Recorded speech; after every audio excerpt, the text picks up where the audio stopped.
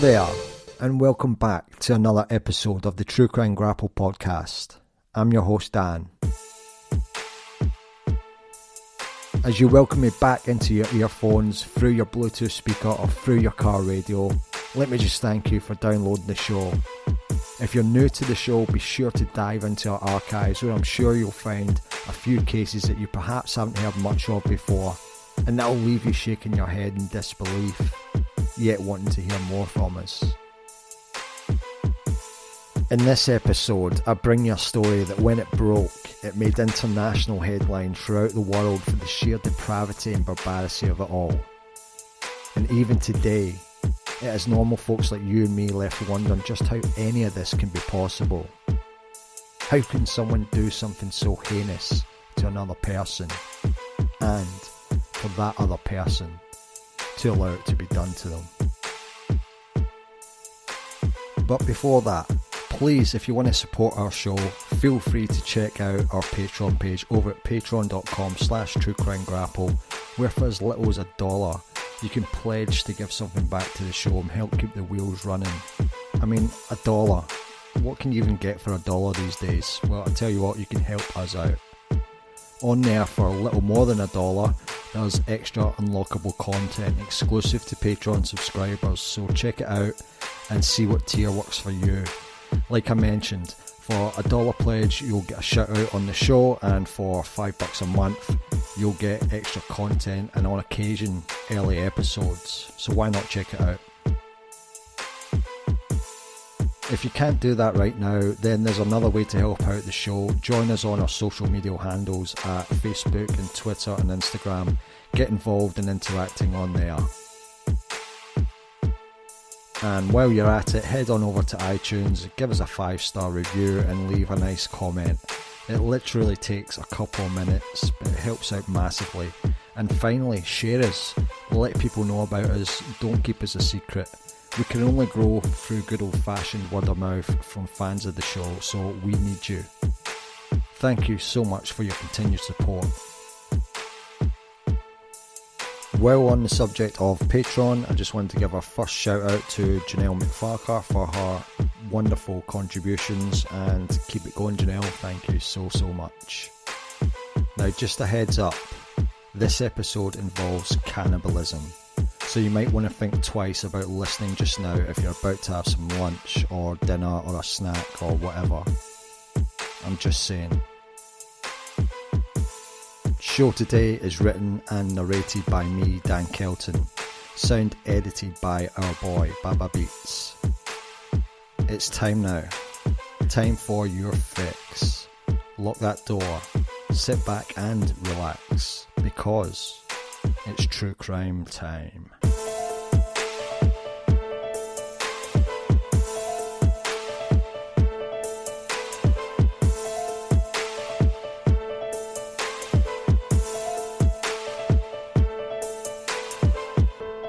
We live in this wonderful world where there's so much diversity in every corner, everywhere you go. Different races, different religions, different outlooks, and different tastes in food. Some cultures, different tastes in food may seem so out there and disgusting to others that in fact the culture originates from, it's completely normal. The Scottish national dish of haggis consists of a sheep's heart, liver and lungs minced in alongside oats, spices and onion, which is then encased in the animal's stomach. The history of haggis isn't set in stone, although some historians believe that the dish originates from the days of the old Scottish cattle drovers. When the men left the Highlands to drive their cattle to market in Edinburgh, the women would prepare rations for them to eat during the long journey down through the glens. They used the ingredients that were most readily available in their homes and conveniently packaged them in the sheep's stomach, allowing for easy transportation during the journey. Other speculations about haggis have been based on Scottish slaughtering practices. When a chieftain or laird required an animal to be slaughtered for meat, the workmen were allowed to keep the offals or share. Casu marzu is a Sardinian pecorino cheese which is also called maggot cheese. Cheese flies are introduced during the fermenting process of the cheese, and they make it their breeding ground. The maggots then break down the fat in the cheese and is then actually consumed with live maggots still inside it and flies all over the place. A typical casu marzu contains on average around 1,000 maggots. In Vietnam and the Philippines, a popular street food delicacy is balut. When served, it looks like an innocent hard-boiled egg. But it's only when you break into it that you get the embryo of a fetal duck with tiny bones, feathers, beak, all soft-boiled whole inside the shell as your surprise. While some, if not all of these, may be a little hard for many to handle, one thing that just about all of us agree is not a good thing to eat, of course, is people. Cannibalism is something that has been in human nature for many centuries. In fact, it is believed that Neanderthals practiced cannibalism. Many societies are well known to have practiced the eating of other human beings throughout history, such as the Maori in New Zealand amongst many, many more. In some societies, especially tribal societies, cannibalism is a cultural norm. Consumption of a person from within the same community is called endo-cannibalism. Ritual cannibalism of the recently deceased can be part of the grieving process or be seen as a way of guiding the souls of the dead into the bodies of living descendants.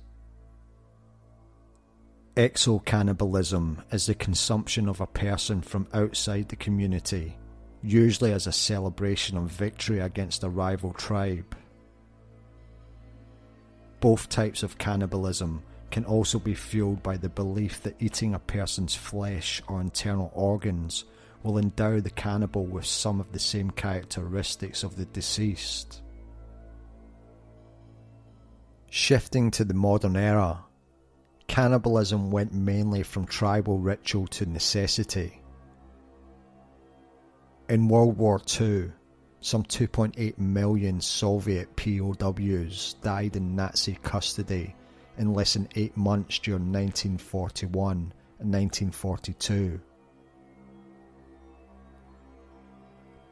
According to the United States Holocaust Memorial Museum, by the winter of 1941, starvation and disease resulted in mass death of unimaginable proportions. This deliberate starvation led to many incidents of cannibalism.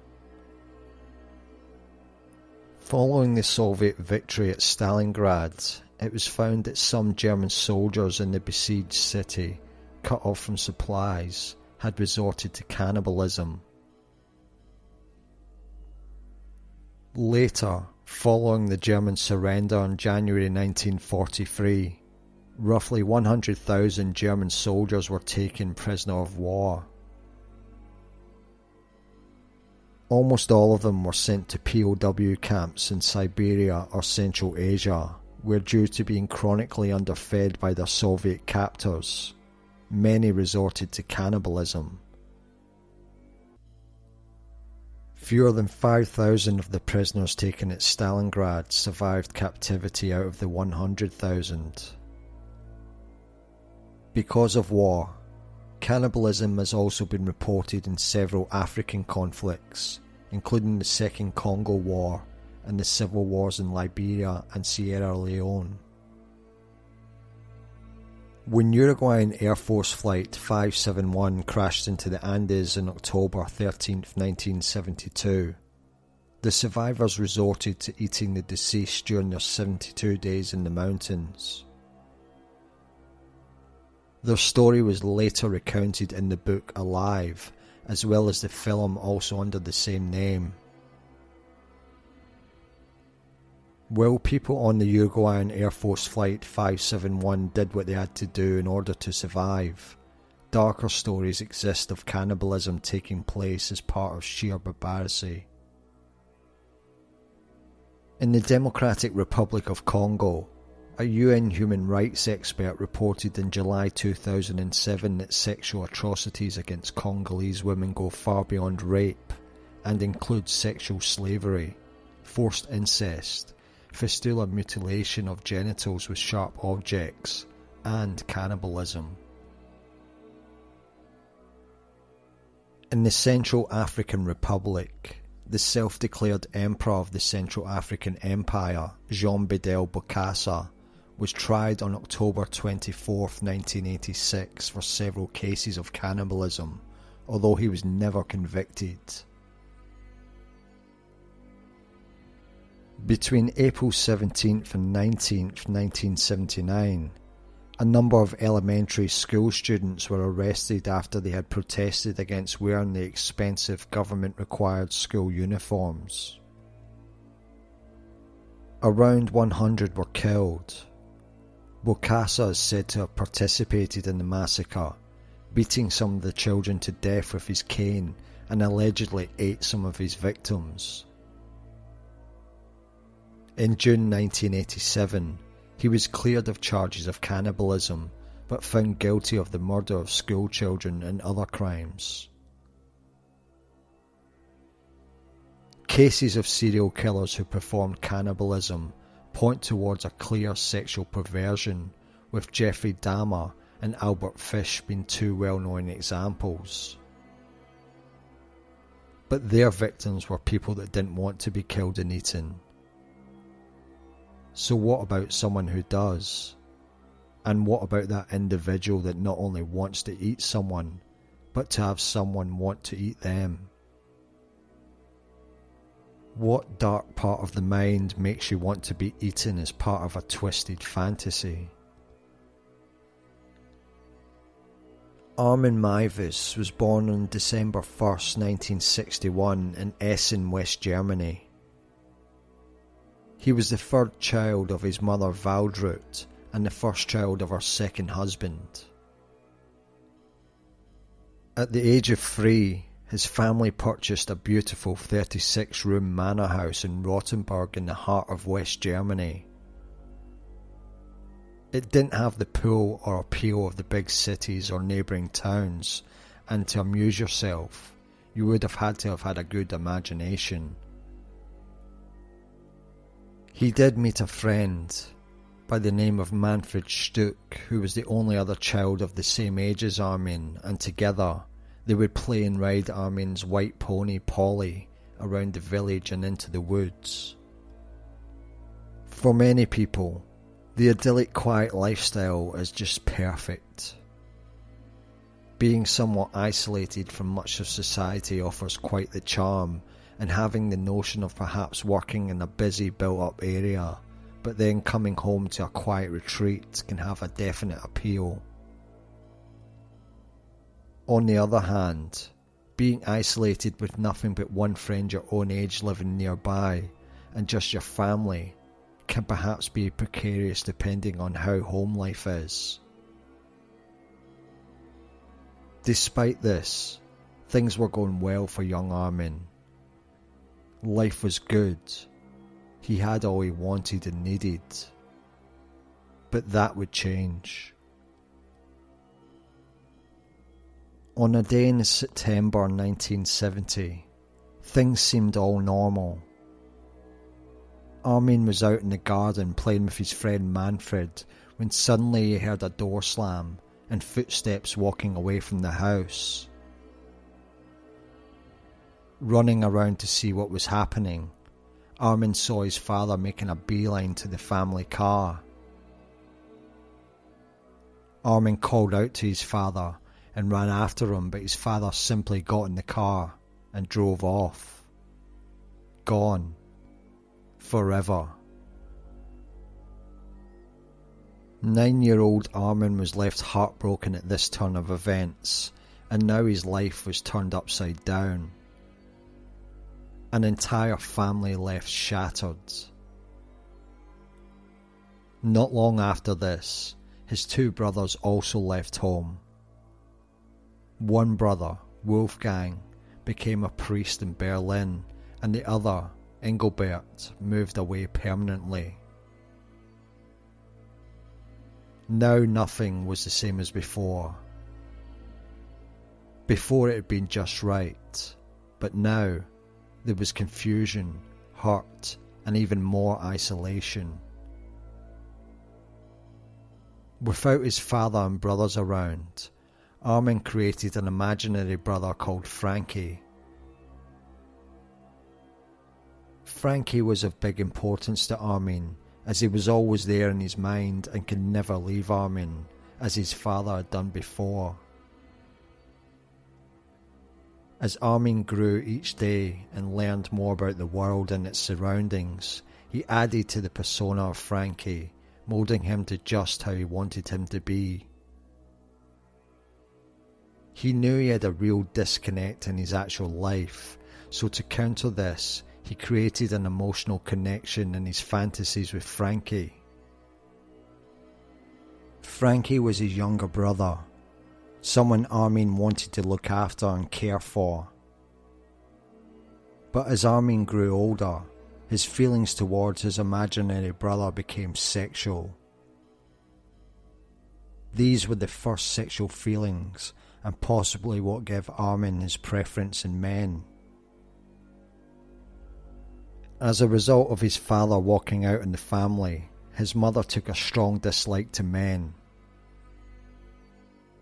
Armin's father was one of many to walk out, as none of them could cope with her dominant and overbearing personality.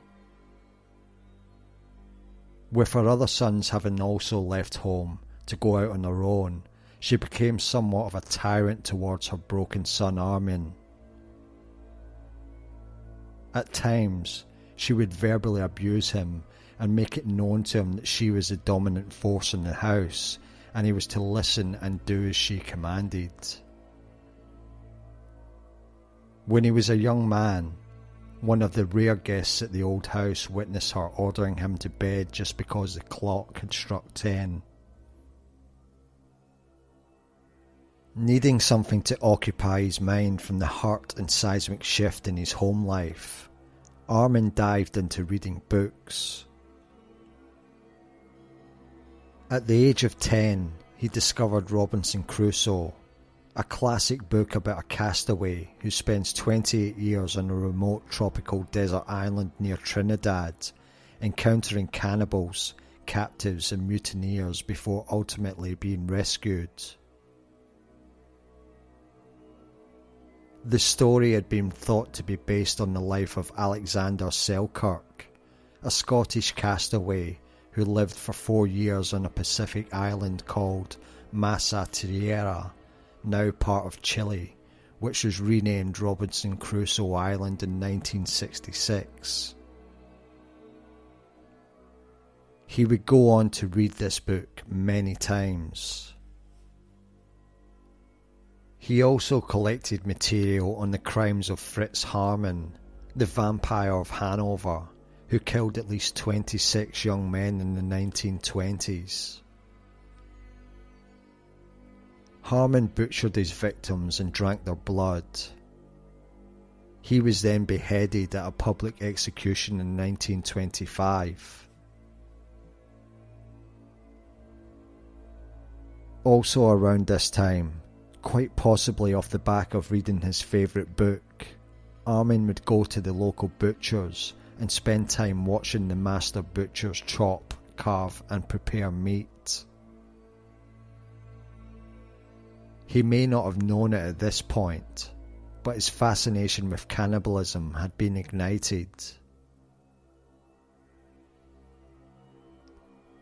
Meiwes then bought a Barbie doll and dismembered it, keeping parts in a locked safe so his mother would not find them. She knew nothing of his fantasies and his own increasing doubts about his sexuality. Leading criminologist Professor David Wilson is of no doubts that the discovery of Robinson Crusoe, along with the sudden departure of his father, certainly triggered a sense in Armin that in order to not be alone or abandoned, he had to connect with someone and then consume that person. Seems to have driven the trigger in relation to Meiwes' fantasy of cannibalism was his reading of the book Robinson Crusoe, which of course has a crucial scene in which Robinson Crusoe is going to save Man Friday from cannibals who want to eat Man Friday. So Robinson Crusoe and Man Friday become best friends. So he wants to place some kind of relationship at the heart of his life, which is about him and him being valued as opposed to him being abandoned. Literally, he thinks by consuming someone, it's a way of keeping them close to him, of having them permanently with him. This has been heard of before in recent times. Jeffrey Dahmer, the Milwaukee cannibal, being one, and also Scottish serial killer Dennis Nielsen. Although Nielsen didn't eat his victims, he kept the corpses around long after death, watching TV with his dead victims, and would sleep with the corpse as well as perform necrophilia. As January 1981 rolled around, Meiwes was 19 and looking to make a career in the armed forces. He joined the 52nd Armoured Infantry Battalion of the West German Army and was based not far from home. Here, he was able to build relationships with some of his fellow male soldiers, but he was still filled with confusion. He still had fantasies of cannibalism, but felt that the army gave him drive and could occupy his mind enough. He was also confused about his sexuality, and even outright asked boyhood friend Manfred if he thought he was gay. Manfred supported Meiwes as any good friend would, advising him that he had to look into his own soul for that answer, even though Manfred had a strong suspicion that Armin was in fact gay. Armin did in fact date women, and he also even got engaged once, but his mother had such an influence, she would even accompany him on dates, sometimes sitting in the back of the car. His engagement also broke down. Perhaps the weight of both his sexuality in the 1980s West Germany, along with his dark fantasies of cannibalism, and his army career taking a turn for the worst, Meiwes began drinking. One Christmas, he got very drunk and crashed his Mercedes car. This led to him losing his driver's license. But he never learned from that lesson. Once again, when he had his license back, he crashed again while drink driving. His problems with drinking led to him leaving the army in 1993 at the age of 32 after 12 years. Now without a job or career, Armin Meiwes was again without direction. So he headed home to Rotenburg to look after his aging mother, who ironically had suffered a car accident that was to make her completely housebound, thus putting more of a demand on Armin to care for her. Meiwes did just that. He loved his mother, so he went about tending to her throughout the evening until she went to sleep. But she was still very demanding, seeming to want something all of the time. He eventually did start a new career as a computer service technician, where he would maintain computers of large banks and other corporations which would now occupy his days. Germany was now a changed land. In 1989, after years of separation, the Berlin Wall was knocked down, reuniting West and East Germany into one. In the 1990s, the world, along with Germany, was becoming fascinated by a thing called the Internet. This was almost that aha moment for Meiwes, because now he could connect to other parts of the world and communicate with others.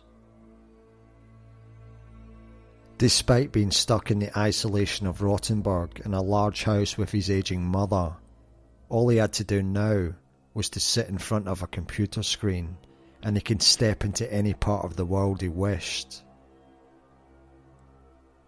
For years and years, Armin wrestled with his fantasies about cannibalism, but he could never share it with anyone. But now, with the internet, he really got to wondering, is there others out there like him? The possibilities seemed endless. The internet was the bridge Meiwes needed to bring together different parts of his mind, that being reality and fantasy. He began dipping his foot into the waters of the large ocean that was the internet in a bid to release fantasies, but also to see what reaction he would receive. He would post images of young men that could be butchered, and he shaped marzipan into the shape of humans and human body parts before slashing them open, acting out the need he had inside him to butcher. Through photo editing, he made it look all very realistic. Meiwes was now becoming closer to what he always wanted to be. On the 2nd of September 1999, everything would change again for Armin Meiwes. Upon returning home from work, he found his mother lying in her bed having died from a heart attack. Just like when his father left all those years ago, his mother, now having passed on, shifted everything for Meiwes. This time, he was free, able to lead his life by his own rules. With his domineering mother now out of the picture, that bridge between fantasy and reality was no longer required. He could now actively pursue his obsession, and he was ready to take it to the next level. Within a couple of short months, there was no trace of his mother left in the home they shared. Meiwes wanted a clean start, and a new world where he was in sole charge of his life. It was time to actively look for what he wanted most in his life: someone to butcher and then to eat. This took him to the Cannibal Cafe, a forum hosted by the Necrobabes website. If you do a bit of looking today, you can still access parts of it. If you don't want to, then this is the opening message of what welcomes visitors. Quote, "Welcome to the Cannibal Cafe, the official website for the IRC registered undernet channel, #SnuffSex, which can be accessed from any undernet server worldwide. The channel manager and the channel OPs of #SnuffSex have established this page as a way to better communicate with you. On this site, you will eventually find a list of the most frequently accessed IRC undernet servers, a copy of our channel policy and instructions for registering an undernet username and obtaining a password. Additionally, we hope to have an active guest book, bulletin board or forum, as well as a place for you to post artwork, photos and information about yourself and your desires functioning here within a short while. All of you who come to #SnuffSex are encouraged to contribute and suggestions are appreciated.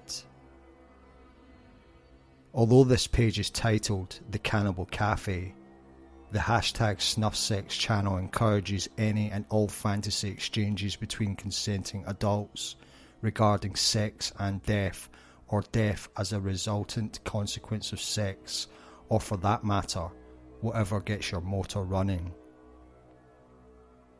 The term adult implies that you are recognised as an adult within a geopolitical reality of your particular situation. We respect your right to engage in roleplay, and we assume that if you represent yourself as being younger than someone who would normally be considered an adult, you are engaged in some sort of roleplay. End quote. How does one take this type of website? Is it just dark fantasy, or is it just a bit of fun? Whatever you think, it's no doubt disturbing, and scrolling down the forum post list, you'll see countless posts that will make your skin crawl. Like this one from J-Boy, posted on July 27th, 2002. Quote, "Hi guys, I'm Jay, 23, 6'1", quite stocky, nice firm steaks.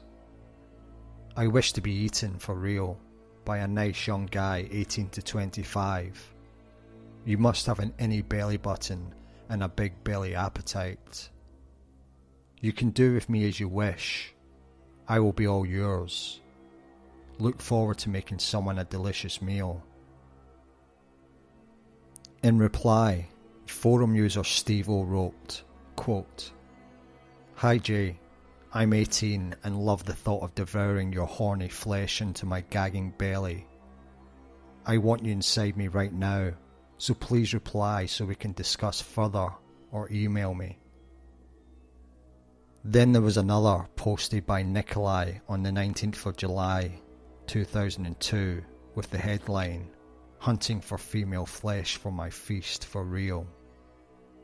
Quote, "The one I had captured and eaten last week only lasted up till yesterday. Need a meatier female for a longer feeding time. All food send with post picture of how thick and meaty your legs and thighs are. I'm getting very hungry for a nice meaty female body for my supper meals next week." A user called Sweet Piggy soon replied, quote, "You can eat me if you're really hungry. I have thick legs and a nice meaty body. Give me your email and I'll send some pictures to you." Nikolai wrote back, quote, "Hello Sweet Piggy. Yes, I will eat you all up nice and slowly, enjoying every savoury morsel of you. Come be my dinner. Please send pictures of your meat." Then another member named Chick Eater joined in writing, quote, "You will be subjected to extreme torture. Please think twice before giving willingness. I will give you pleasure. Happy termination." The final post I looked at was from someone calling themselves Alan, posted on May 7th, 2002, and it was titled, "Real Snuff Slave for Immediate Slaughter." Quote, "I am a healthy 29-year-old real slave and offer my naked slave body to a really cruel, evil, sadistic bitch goddess or couple for immediate slaughter and snuffing. I would like to quietly and totally disappear without a trace. This is for real. I live in New York and can relocate quickly to the right slave owner who is ready to take possession of my naked slave body. I beg you to help me with this situation and make it happen. I will obey all your instructions totally without question. I beg you to keep me naked, chained, and caged like a real animal awaiting slaughter. I would really like to be severely tortured in any way you want before I am slowly butchered and roasted like a pig. I will dispose of all my belongings and will hand over all my money to you to make it worth your while to take the trouble for this. I am for real, so please also be a really cruel, evil, sadistic bitch goddess or couple to whom I totally submit. I beg you to reply to me directly. Thank you, and I await naked and in chains on my knees for your reply. Armin Meiwes was a regular poster also on the forum, and he was to put up a post that would bring him what he wanted. In February 2001, he posted an ad that said, quote, "Looking for a well-built 18 to 30-year-old to be slaughtered and then consumed." He got many responses from people claiming they wanted to be eaten. The Cannibal Cafe forum is just such a strange place, and with the internet being what it is, anyone can be what they want behind a computer screen, which makes you wonder how many on the forum were genuine and which were simply fantasy. But some who Armin spoke to seemed genuine, even to the point of meeting in person. One respondent, Andreas from Regensburg, Germany, spoke with Meiwes over the course of several email and forum posts. Andreas' fantasy was for Armin to pick him up in a cattle truck of sorts and then slaughter him like a pig.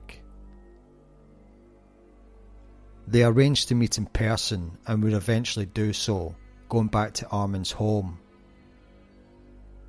Meiwes apparently got Andreas to the point of him being wrapped up in cling wrap, ready for slaughter before Andreas would back out. The two then sat watching TV together while eating pizza, something Armin probably hadn't hoped he was eating that evening. Another volunteer went to Meiwes' home and was tied to a chair. He then changed his mind and together they sat on the couch watching Ocean's 11. Two people right there for the taking, but backing out at the last moment. Why wouldn't Meiwes just go ahead? That wasn't the way he wanted it to be. The person had to be 100% all in. In order to consume, Armin wanted the other person to be consensual. It was about living out mutual fantasies.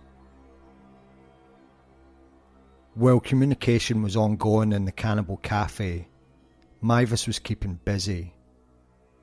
Busy preparing for the day when another willing person would allow him to slaughter and butcher their body for consumption. Meiwes prepared a slaughter room in a windowless upper level of his house. Inside his slaughter room, Meiwes kept a bar bed and a custom cage for holding his victims. He also constructed meat hooks hanging from the ceiling of the room. It was just how he wanted it to be. Now all he needed was someone willing. With no luck from the posts he had put up, Armin responded to a post from a member calling themselves Cator99. The headline read simply as, "Your dinner," and the message read, quote, "I'm offering you the chance to eat me alive. Who really wants it? A genuine victim." The man behind the Cator99 online persona was a man called Bernd Brandis. How many of you know the name Linda Goff or Sarah Marsland? I bet you will have heard of their murderers though, Fred West and Harold Shipman. Hi everybody, this is Steve, the host of True Crime Fix, the podcast which gives the story whilst giving the victim the loudest voice of them all.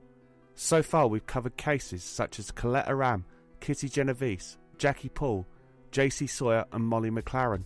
I'll be releasing new episodes every other Friday via Apple Podcasts, Stitcher, Spotify and all other available stations. So please come over and subscribe and give my podcast a listen. I really hope that you find these episodes informative.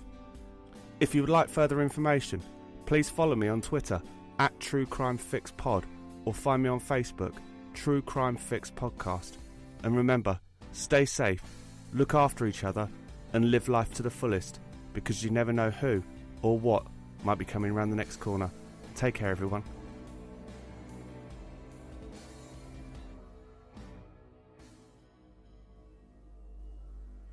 Not a great deal is known about Bernd Brandis. Do a Google image search and you probably won't come back with more than 5 pictures of him. Brandis at this time was a 42-year-old highly paid computer engineer from the German capital of Berlin. He, like Meiwes, had an unhappy childhood. In 1963, on a family holiday, his mother was killed when her car hit a tree. His father, a respected doctor, refused to accept that it was an accident, thinking that it was suicide, and this is what he told 5-year-old Bernd. His father then went into shutdown mode and refused to talk about it with his son. Brandis was then brought up by childminders and later a stepmother and seemed a normal child. He excelled at school and became a valued member at the Siemens Group, and he found a girlfriend who is only known as Ariane B. His already strained relationship with his father all but ended when Brandis told him that he was bisexual. Bernd had very dark fantasies which took him to cannibal forums, and he specifically fantasized pain being inflicted on himself. The ultimate high for him was to have his penis removed from his body by another. A former gay prostitute would come forward after the events to say that during a meeting with Brandis, he was asked by Brandis to bite off his penis. When he refused, Brandis then told him to hold a knife against his penis and begged for it to be cut off. As he became more aroused at the prospect, he offered the rent boy significant sums of money as well as expensive computer equipment. In the end, however, nothing came of it. Over time, he and Armin exchanged email after email, getting to know one another and discussing their fantasies, and even how Meiwes would dispose of certain parts of Brandis' body. Brandis: What will you do with my brain? Meiwes: I'll leave it. I don't want to split your skull. Brandis: Better bury it, preferably in a cemetery. Nobody notices skulls there, or maybe pulverise it. Meiwes: We have a very nice small cemetery here. Brandis: You could use it as an ashtray. Are you a smoker? Meiwes: Yes, but my teeth are still pretty white. Brandis: That's good. I smoke too. I hope you like smoked meat. Meiwes: Just bring yourself for breakfast. The more they spoke through email, the more they both realised that this is not just harmful fantasy online chat. This was the real deal, and it was time to move forward to the next stage. Meeting in person and going through with the act. Just days before they met, Armin and Bernd had a conversation via email. Meiwes: I'm looking forward to our meeting. It will definitely be really cool. Brandis: I want it to be, and I hope it will be really cool. Are you setting an alarm clock? Meiwes. It's only a few days until March 9th. Brandis. Still, I would rather have met you yesterday and felt your teeth. Meiwes. One can't have everything. There's still some time before you really feel my teeth. Brandis. I hardly know what to expect. Have you slaughtered a man before? Meiwes. Unfortunately, only in my dreams, but in my thoughts I do it every night. Brandis. So I'm the first. You have eaten human flesh before, or you haven't. Meiwes. No, you don't exactly find it in the supermarket, unfortunately. Brandis. How do you know if it will taste good to you, or that the blood won't make you sick? Meiwes. I'm readying myself with my dreams. Once I was so excited I grabbed a needle and drew my own blood so I could drink it. Brandis. And your blood, it tasted good to you? Meiwes. It was quite tasty. Once I was drilling some holes and the drill slipped right into my hand. That was a real treat. Blood is the juice of life. It contains everything a person needs for nutrition. Brandis. Then I hope you won't wilt, that you can really see it through without a problem. Meiwes. To bite into your penis will certainly not be easy. Living flesh is somewhat more resistant than fried. But one thing is certain. Our dream will be fulfilled. Brandis. But there's not so much in it as there is in muscle. Meiwes. Yeah, but the penis is principally a spongy material filled with blood. Brandis. For both our sakes, I hope that's true. I hope you have also already thought about what's to be done with the rest. Fulfilling the dream shouldn't become a nightmare for you. No one will know where I've disappeared to. Meiwes. After you're dead, I'll take you out and expertly carve you up.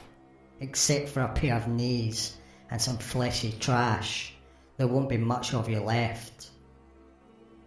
Brandis. There will be a good bit, like the knees.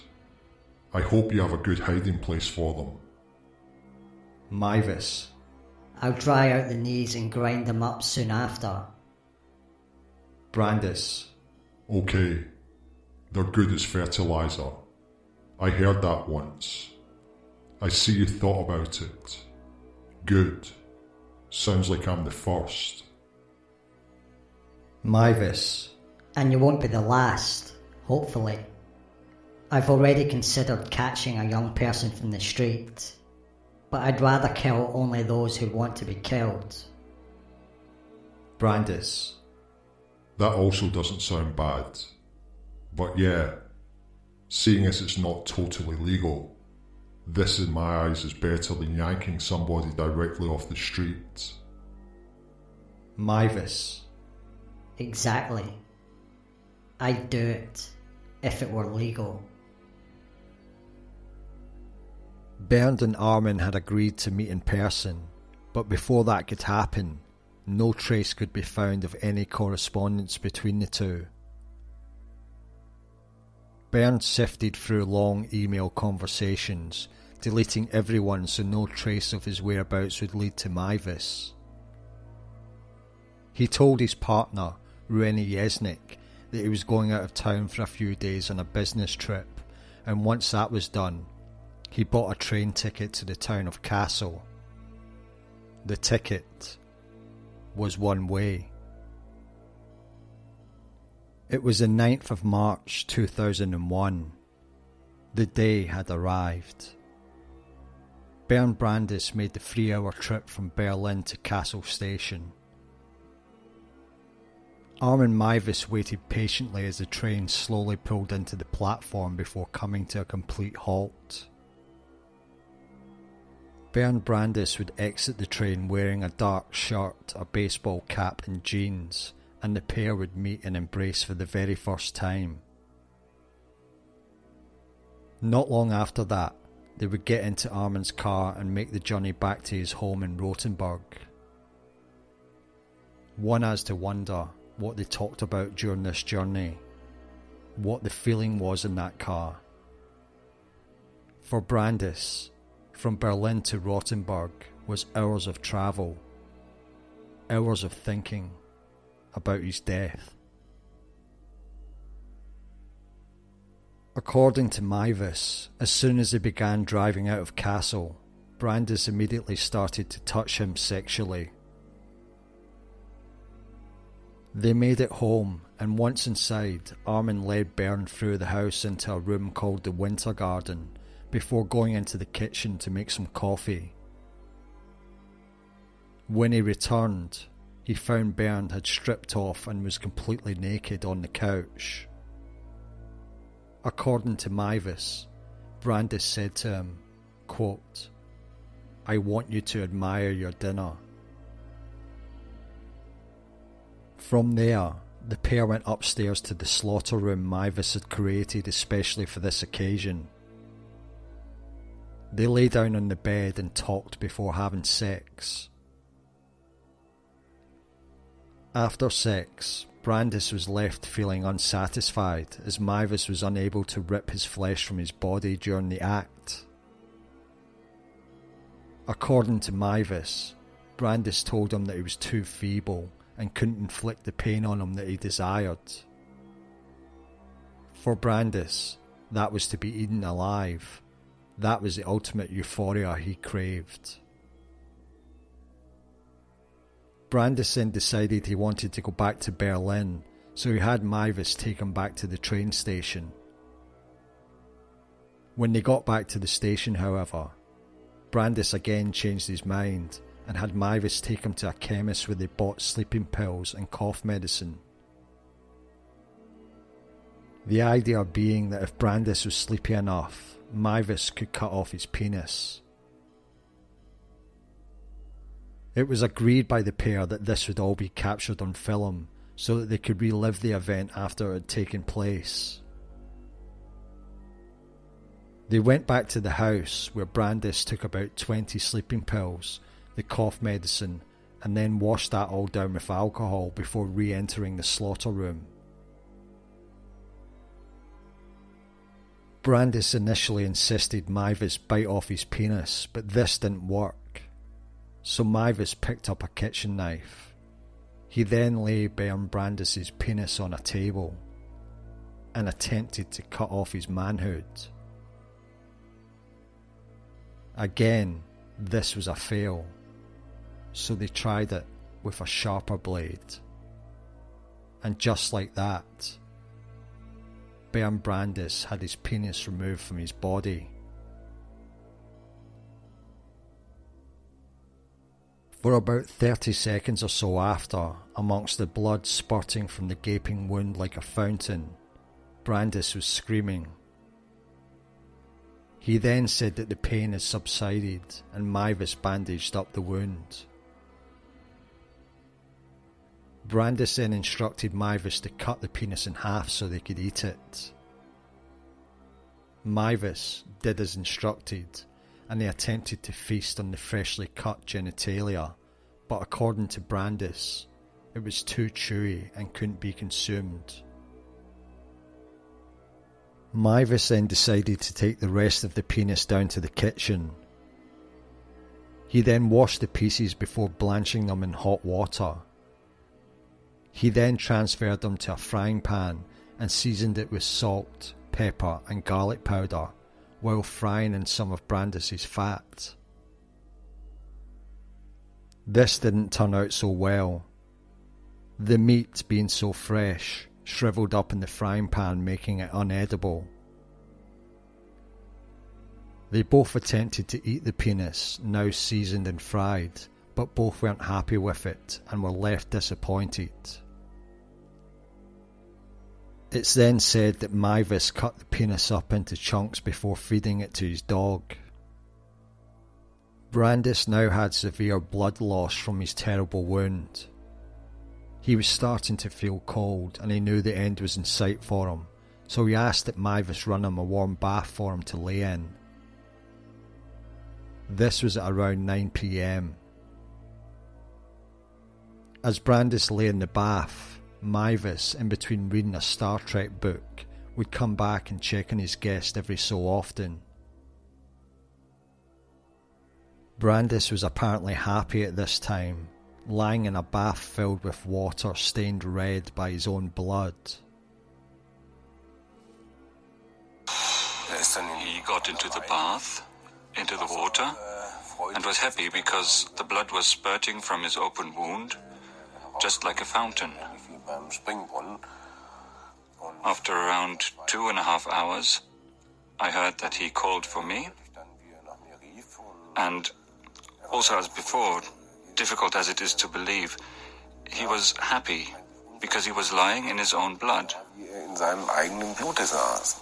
Every now and again he poured more water into the bath, then he called for me again, and I went up. At that moment he decided that he would get out of the bath himself, but once he was out, he collapsed, unconscious.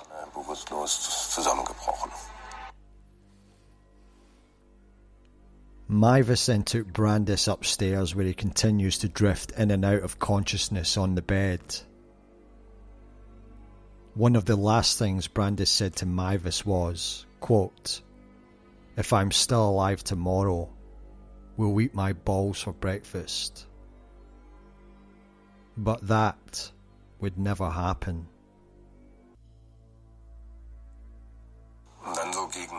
Around 2:30 in the morning, I heard him stumble upstairs. He collapsed in front of the bed. Then he tried to stand up, collapsed again, and didn't regain consciousness. I hesitated for a long time. I prayed and even kissed him on the mouth. Then I picked up the knife. You can see it on the video. I picked up the knife and put it down again. Then I kissed him again, picked up the knife and lay it aside. I prayed. At that moment, I didn't know what to do. I asked myself whether I should pray to the devil or God. And I asked God for forgiveness. Then I took the knife, grasped it in my hand, and after hesitating some more, I cut his throat with it. After Bernd Brandis was dead, Armin got to work doing what he'd been preparing for most of his life. He started to butcher his willing victim.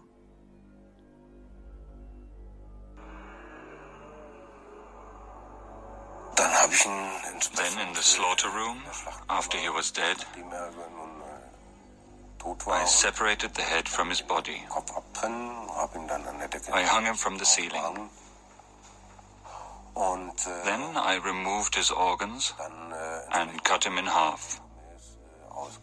I poured hot water over the two halves and washed the body.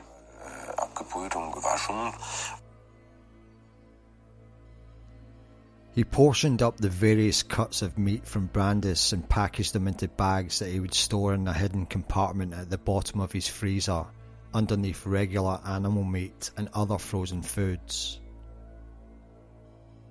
From time to time, Armin would take some meat out and cook it. He always made sure to make an occasion of it, bringing out his best dinnerware, setting the table beautifully, opening a nice bottle of red wine, and lighting a candle to set the mood.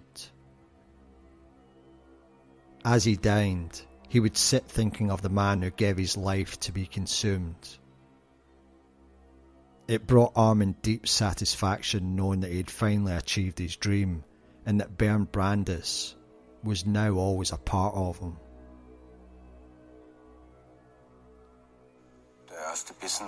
The first bite was, of course, very strange.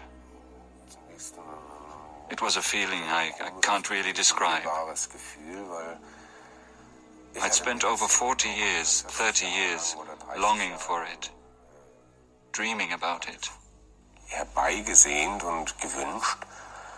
And now I was getting the feeling that I was actually achieving this perfect inner connection through his flesh.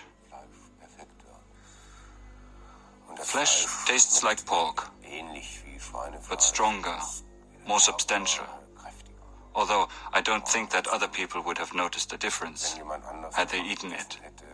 It tasted really good. A few days later, Brandis' boyfriend reported him missing.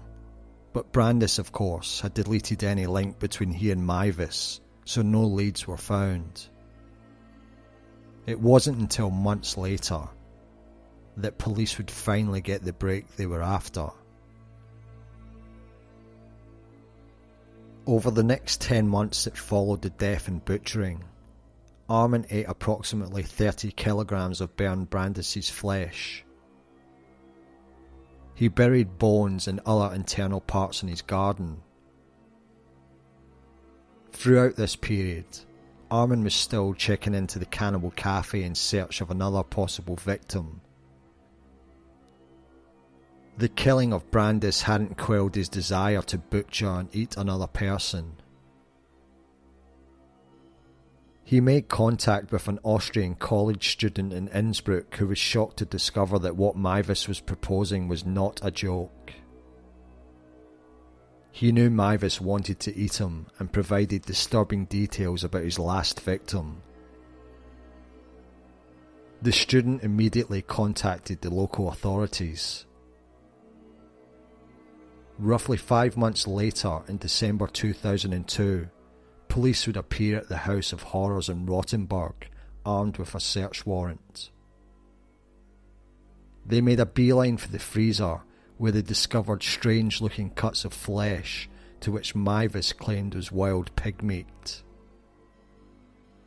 The parts were taken for forensic examination, along with other pieces of evidence, which included knives, an axe, a butcher apron, and a video camera with several tapes, one of which contained the 4-hour ordeal of what happened on March 9th, 2001. The press caught wind quickly, and it wasn't long before the world's media flooded to the sleepy town of Rotenburg, trying to get the scoop of one of the most disturbing and bizarre crimes in German history. The tests came back corroborating Meiwes' story that the victim was Bernd Brandis and his family was informed. Meiwes then lawyered up ready for his day in court, but there was a huge problem for the prosecution. Cannibalism wasn't illegal in Germany, and as the videotape showed that Brandis was a willing victim, it was unlikely that Meiwes would have the highest possible punishment bestowed on him. The trial took place at the district court in Kassel, and the nation of Germany and the world was left stunned when the judges ruled that Meiwes was guilty of only manslaughter for the assisted suicide of Brandis. On the 13th of January 2004, there was public outcry as he was handed a mere 8.5-year sentence. But that wasn't the end of it. Meiwes felt hard done by and actually appealed the sentence. Meiwes appealed because he did not feel that he had done anything wrong. We've got to enter his mind at that stage. We've got to see his psychology, his reasoning.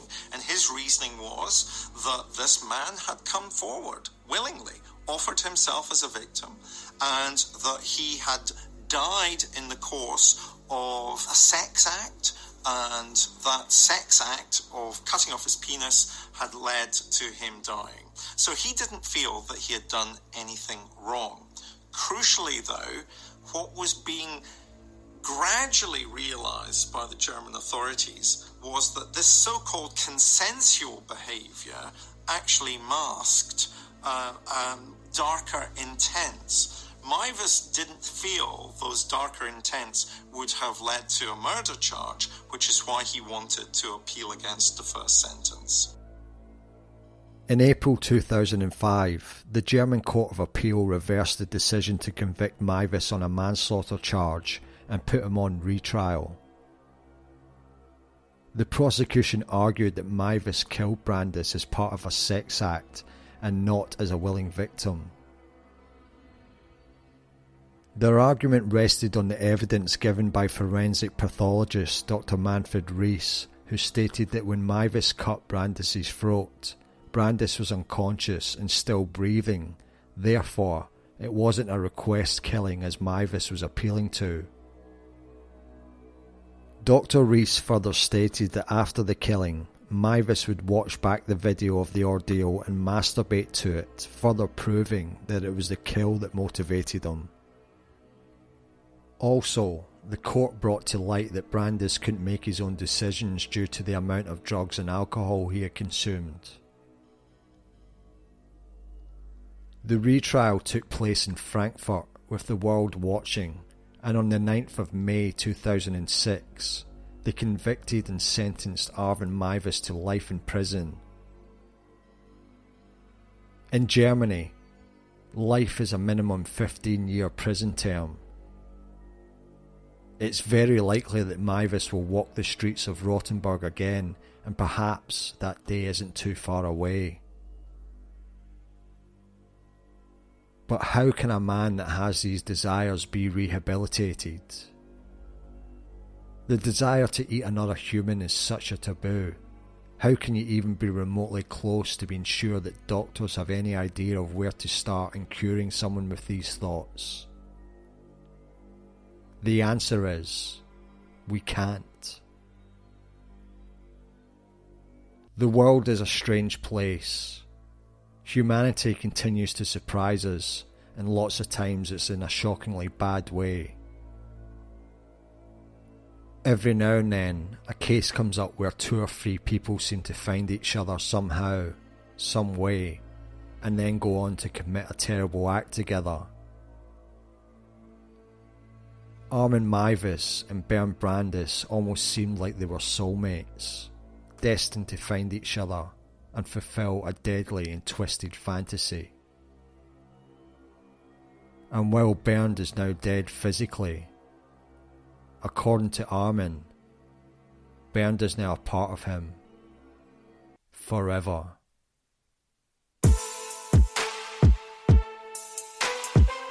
Wow, freaking wow, what a monster episode this was. I tell you, this case has fascinated me for so long, and I remember it breaking and going for the papers to read the latest on it whenever it was on the front pages. Unbelievable stuff. What do you all think about this case? Let me know on social media, and please guys, hit that subscribe button and tell everyone you know about the show. Tell the woman scanning your groceries. Actually, she'll probably never look at meat the same way again when she scans, but anyway, you get the idea. Now, if you like the show, please give us a nice review, and don't forget our Patreon page over at patreon.com/truecrimegrapple. And before I go, I just wanted to give a big shout out to all the loyal listeners out there. For those that have been here from day one, going through the continued evolution of our show, thank you. It just means so much. And for those of you who might be first time listeners, welcome aboard, strap in for the ride, because we're on the up. So stay with us. This is going to wrap things up for this episode. So until next time, I've been your host Dan, and stay safe out there.